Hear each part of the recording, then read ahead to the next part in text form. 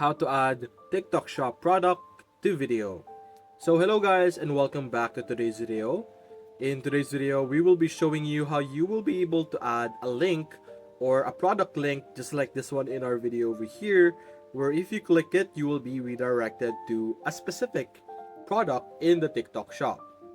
Now, this option is not always available to everyone, such as my case, but I'm still going to show you the process on where to go and how to do it.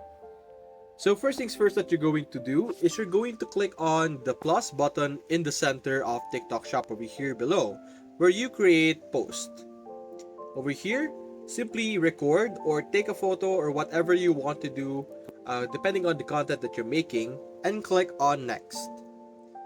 After that, you will see here the add link option over here. It will be available under this list, the add product or add product link option, that will allow you to be able to add TikTok Shop products to your video. So this is where you're going to find it, and simply click on post after doing that. So that's basically it guys. If you enjoyed this video, leave a like and subscribe. Thanks for watching.